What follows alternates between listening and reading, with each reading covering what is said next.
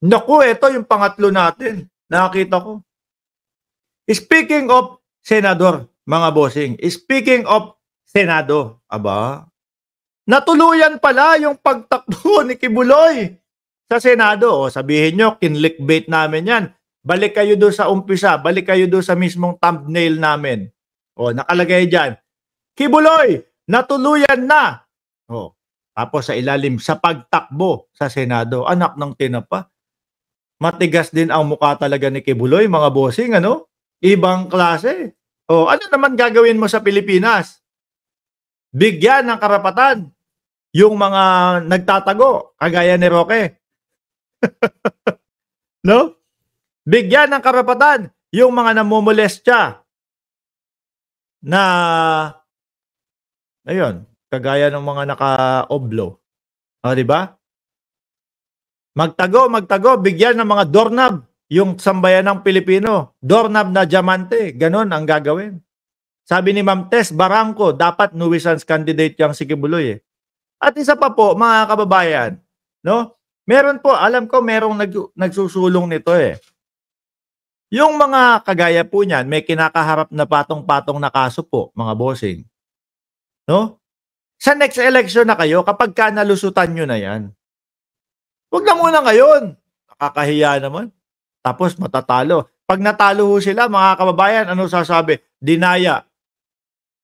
O, sabi ni kabayan ko, kapatid ko, magpalaganap ng Palmolive.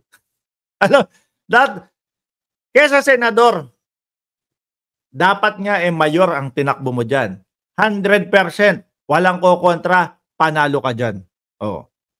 Mayor na pwedeng damputan ng ano. Di ba?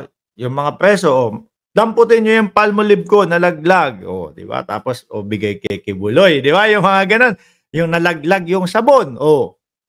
Sa senador, wala, malabo ho. Yung ipinagmamalaki ng inyong nung inyong Kojik na 8 milyon, 10 na natin. Ako na magdagdag, 10 milyon ho sila. Hindi.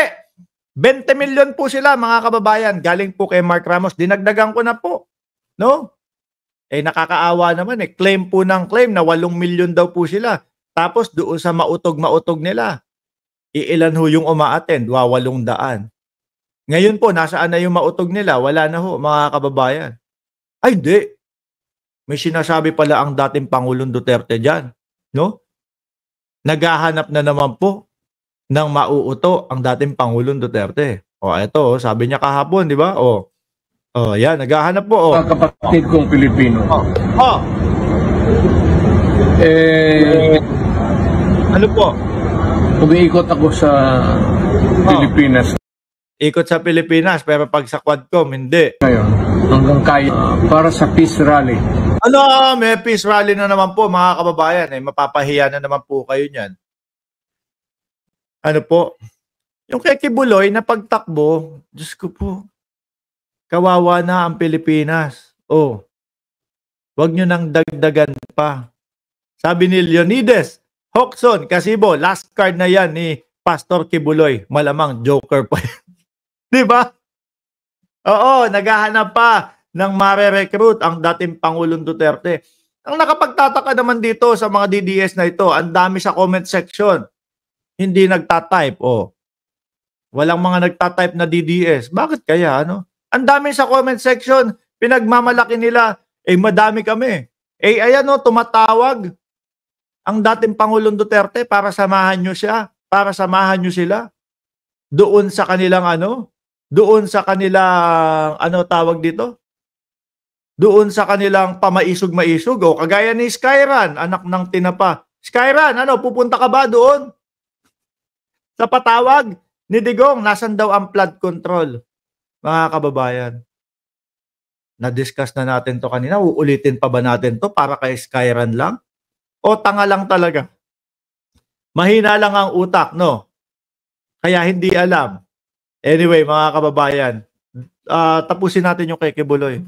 Dapat sa iyo, Kibuloy, wag na sa Senado. Matatalo ka doon. Mahirap doon, no? Lalo na yung pinagmamalaki yung 8 milyon. Hindi naman namin makita. Di ba? Ay, Chang, Shout out sa iyo. 'Di ba? Hindi namin makita, mga kababayan, yung pinagmamalaki na lang 8 milyon, anak ng tinapa. Paano mananalo yan? Ang sabihin mo, Skyran, doon kay Kibuloy mo, tumakbo sa loob ng preso. Papawisan pa siya. Di ba? Tumakbo bilang mayor.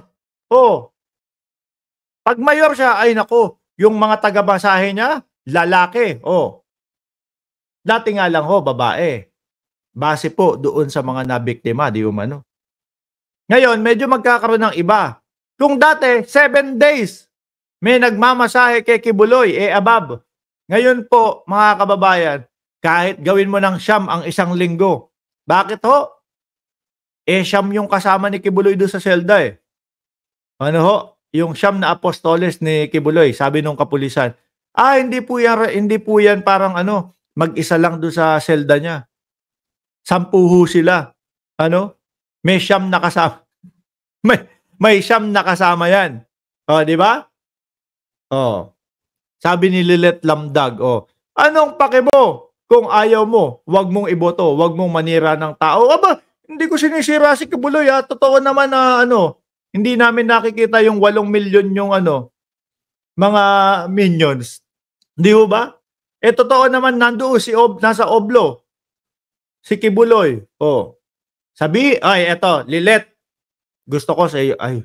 Naku, magugustuhan ka ni Kibuloy, Lilet. Magugustuhan ka ni Kibuloy. Subukan mong bisitahin sa Oblo yun, si Kibuloy. Malamang magugustuhan ka. Di ba? Pero, tapos ito Lilet, sabihin mo to kay Kibuloy, kapag kayong binisita mo na, Kibs, kapag wala ako, pag hindi ako bumibisita sa iyo, pag naghahanap ka, gawin mo, maglinis ka ng tubo. Ayan, di ba? Di ba? Ayan. Dumadami naman pala kayo eh. Talo na kami. Ang dami nyo eh. Panalo yan si Kibs. No? Sabihin mo, Lilet, nasan si Lilet? Kay Kibuloy, nasan ka? Eto. Sabihin mo kay Kibuloy, pag pumasok ka at dinalaw mo, Kibs, pag hindi kita nadala, magugustuhan ka ni Kibuloy niya. Panigurado. No? Sabihin mo, pag hindi kita nadadalaw, madaming tubo dito. Linisin mo. Di ba? Linisin mo. Para naman, yung oras mo, hindi ka boring. Madami pong kinakalawang na tubo dun, mga kababayan. Ano ba yung iniisip nyong Iniisip nyong tubo? Yung tubo ng mga lababo nila. Nililinis po ng mga preso yan, mga kababayan. Di ba? Kayo kung ano-ano iniisip nyo doon sa tubo. Kung ano-ano iniisip nyo doon sa tubo, di ba? At sabihin mo, huwag ka nang mag-alala, Kibs, no? Siyam ang magmamasahe dito. I-request mo sa universe na gawing siyam na yung 1 linggo. Total, ikaw naman ang hari ng universe o pag-aari mo naman ng universe. Ganun lang, di ba? Pagkausapang Kibuloy ho talaga, mga kababayan. Wala tayo ibang mapag-uusapan. Wala namang kwentang tao. Di ba? Wala namang kwentang tao yung pinag-uusapan natin. Kaya wala din kung kwenta yung pag-uusapan, mga bossing. Tapos, may gana pa tumakbo sa senador. Sabi ng mga DDS, iboboto ko si Kibuloy. Sige.